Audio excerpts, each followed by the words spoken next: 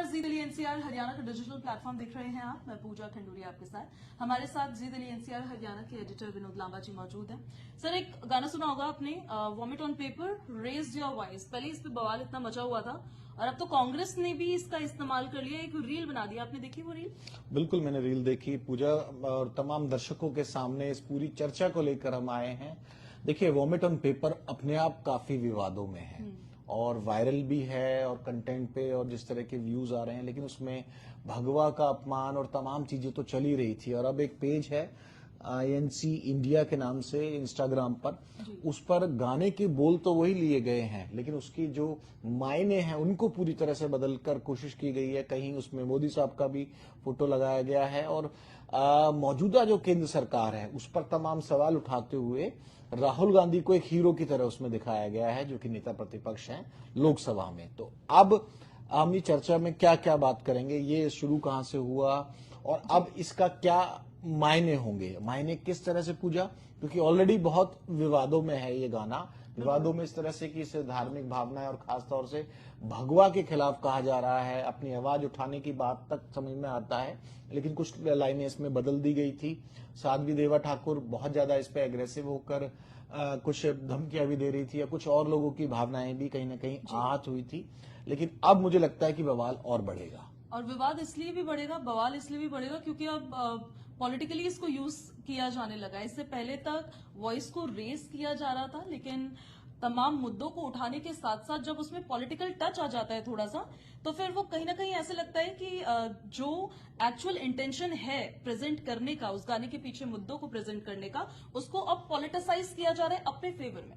देखिए, आज मैं सुबह ना स्क्रॉल करते हुए जब देख रहा था, मैं इंस्टाग्राम देखता हूँ तो उसमें तो दिखता है, ट्रेंड पता चल जाता है, क्योंकि जेनजी से मुकाबला करना ना, मैं तो जेनजी जनरेशन का हूँ नहीं, तो इन जेनजी लोगों से मुकाबला करने के लिए और ट्रेंड में बने रहने के लिए मैं इंस्टाग्राम फॉलो करता हूँ। मैं सीक्रेट भी बता देता हूँ, अखबार में आज भी पढ़ता हूँ, तमाम चीजें करता हूँ, लेकिन जेनजी लोगों का मुकाबला करने के लिए इंस्टाग्राम पे जाता हूँ। वहां मेरी नजर पड़ी और पहला ख्याल मुझे आया कि भाई ये दूसरा ध्रुव राठी तो नहीं बनने वाला है। बिल्कुल, ये चर्चा में मैं जुड़ा ही आपसे लिए से कि मुझे जो लगा इस पूरी वीडियो देख के कि भाई पहले ही विवादों में है। ध्रुव राठी से तो परिचित होंगे बिल्कुल आप। बिल्कुल बिल्कुल तमाम इश्यूज को रेस करते हैं, लेकिन एक पॉलिटिकल टैगिंग अब हो गई है। टैगिंग ये हो गई है, अगर आप ध्रुव राठी को नहीं जानते, वैसे तो ऑलमोस्ट सभी लोग जानते होंगे, अगर आप नहीं जानते तो ध्रुव राठी तमाम ऐसे इश्यूज को उठाते हैं, उस पर वीडियोस बनाते हैं। यूट्यूबर हैं वो, एंटी जो मोदी मोस्टली भी एंटी टैगिंग, मोदी नजर हाँ। आती है, एंटी गवर्नमेंट नजर आती है, और उसको लेके वो बोलते ये हैं कि और कोई मुद्दा नहीं उठा रहा है और कोई इश्यूज पे बात नहीं कर रहा है तो मुझे तो करनी ही पड़ेगी।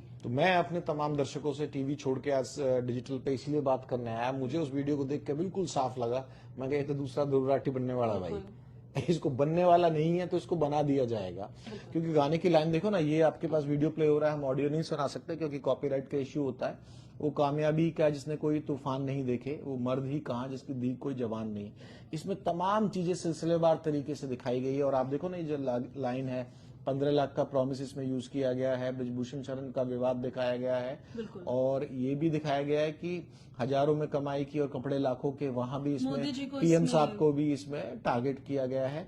और सबसे इंटरेस्टिंग है कि तेरे बाप की गरीबी का इलाज ढूंढ भाई, जो इस गाने की लाइनें हैं, जो सवाल कर सके वो आवाज ढूंढ भाई, मैं तो जीना नहीं चाहता, तुझे मिले तो बताइए, एक कुआं सबका पानी, उस समझ ढूंढ भाई। तो ये राहुल गांधी को इसमें एक हीरो की तरह दिखाया गया, क्योंकि पेज उनका कांग्रेस का है और गाने के कुछ लिरिक्स बीच में से उठा लिए गए हैं और 2-3 पहरे को इस तरह से दिखाया गया है कि इसमें पूरी तरह से लग रहा है कि ये जो वीडियो है, जो विरोध हो रहा था ना कि वीडियो, और कहते हैं ना कि मोहर लगा दी इस पे, बिल्कुल पक्की वाली मोहर लगा दी इस पे, बिल्कुल कि भाई ये तो मौजूदा सरकार के खिलाफ है। हाँ, इससे होगा कैसा, इससे जो ये आर्टिस्ट हैं जो तमाम इश्यूज को रेस करना चाह रहे हैं, अगर इस तरह से प्रेजेंट किया जाएगा तो क्या उनपे भी ब्रेक लगेगा? एक देखो, विवाद कोई होता है तो कहीं ना कहीं उसका खामियाजा तो भुगतना पड़ता है। और 2 सिंगर ऐसे हैं आपके हरियाणा के जो मैं सबसे ज्यादा सुनता हूं, और क्योंकि वो पॉलिटिकल इश्यूज के अलावा भी समाज के इश्यूज पे बात भी करते हैं और बहुत एग्रेसिव हैं। एग्रेसिव अपनी लेखनी में,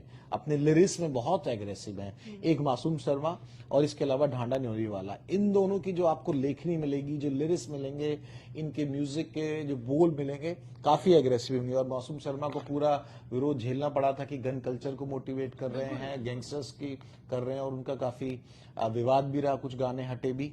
अब ये ढांडा न्योरी वाला है, जो इनकी कलम है ना वो क्रांतिकारी टाइप में है। वो अपने आप को बताते भी हैं भगत सिंह के फॉलोअर और उस तरह से तमाम चीजें पे समाज में। ये एक बड़ी लाइन बोली है ना उन्होंने, कोई ऐसा कुआं ढूंढिए जिसपे तमाम समाज के लोग एक साथ पानी पी सकें। एक ये होता है हरियाणा के कल्चर में कि भाई इतना भाईचारा हो कि भेदभाव ना हो। हाँ उसमें जाति धर्म का भेदभाव ना हो, उस तरह की गाने थी। लेकिन अब इसके साथ होगा क्या, जो साध्वी देवा ठाकुर या फिर जिस तरह से गाना ढांडा ने बदल भी दिया, और उसके बाद अब अगर कांग्रेस भी उसको यूज करेगी तो अब जो बीजेपी सपोर्टर्स होंगे जी। और ज्यादा वो टारगेट ट्रोल पे ले करेंगे, सकते हैं। ट्रोल करना स्टार्ट कर देंगे। बिल्कुल। इससे एक आर्टिस्ट की क्रेडिबिलिटी पर भी असर पड़ता है क्या? देखिए बात तो बड़ी सिंपल सी है, या तो आप प्रो हो या अगेंस्ट हो, आजकल तो माहौल ही चल ही रहा वेरी है। टू राइट या फिर लेफ्ट? हाँ लाइट या लेफ्ट विंग को ढूंढना ना, जो ओल्ड स्टाइल ऑफ जर्नलिज्म है वो भी बड़ा मुश्किल है। चलिए उस पर कभी किसी दिन और बात करेंगे, अभी सिंगर्स और इनकी बात कर रहे हैं। तो तमाम ऐसे धार्मिक गाने भी बनते हैं और तमाम चीजें बनती हैं, लेकिन इसकी लेखनी से दिक्कत तो हुई है। उसका सीधा ही कह रहा था कि भाई मैं अगर भगवान राम ने भगवाना पहना होता तो कसम से मैं बाबा बहुत कूटता। मतलब भगवा कलर है, कूटता मतलब समझती हो आप, पिटाई लगा करते देता। हैं। हाँ जी दिल्ली एनसीआर हरियाणा है, थोड़ी हरियाणा वाला भी आ गया होगा आपको स्लैंग व्लैंग में बिल्कुल जरा। बिल्कुल। तो बाबे बहुत कूटता, तो बाबे बहुत कूटता पे ही विवाद हुआ, तो फिर उन्होंने उसे यूज से कनेक्ट कर दिया। लेकिन ओवरऑल उन्होंने जब सफाई दी अपने गाने की, हम ना उसको डिफेंड कर रहे हैं ढांडा को, ना हम कर रहे ना हैं सपोर्ट कर ना सपोर्ट कर रहे हैं, हम जो फैक्ट्स हैं उसके साथ आज बात करने के लिए जुड़े हैं। और तमाम दर्शक आपकी भी राय होनी चाहिए कि किस किस चीजों पर जी दिल्ली एनसीआर हरियाणा पे आप कोई सोशल इश्यूज ऐसे हैं या कोई और नेताओं के बारे में या किसी म्यूजिक इंडस्ट्री के बारे में या दिल्ली का कोई ऐसा मुद्दा है, आप कमेंट कीजिए। हमारी जो टीम है सोशल की, और मैं खुद भी लगातार उनको पढ़ता रहता हूं, तो निश्चित तौर पर कुछ और अच्छे मुद्दों पर हम बातचीत कर सकते हैं। मैं तो बस एक लाइन की जो लाइन मैंने अपनी टीम से आपस में डिस्कस की, मैं कहा भाई ये नेक्स्ट ध्रुव राठी ना बन जाए, जिस तरह से इसको यूज किया जा रहा है गाने को। मैंने इस वजह के साथ इस पूरी चर्चा में शरीक हुआ मैं। बिल्कुल बहुत जरूरी है, और हम भी चाहते हैं कि आप भी देखिए, अगर आपने ये गाना सुना है या फिर आपने इस रिलेटेड रील्स देखी, क्योंकि मुझे ऐसा लगता है कि अब कांग्रेस पार्टी ने इस पर रील बनाई है, ऐसा ट्रेंड फॉलो होना जब शुरू हो जाता है तो बाकी की भी पॉलिटिकल पार्टीज फिर उसे फॉलो करना स्टार्ट कर देती है, तभी ज्यादा वायरल भी होने लग जाते हैं ऐसे सॉन्ग्स भी, ऐसे वीडियोस भी। आप क्या सोचते हैं इस गाने को लेकर? आप क्या सोचते हैं इस आइडियोलॉजी को लेकर, और आप क्या सोचते हैं इन तमाम इश्यूज को लेकर? वो भी आप बताइए कमेंट करके, ताकि ये भी तो पता चले कि हमारे जो जेनजीज हैं वो सोच क्या रहे हैं, एक्चुअली उनके दिमाग में हाँ चल उन क्या पर क्या रहा है, मैसेज गया है, उन पर क्या मैसेज गया है।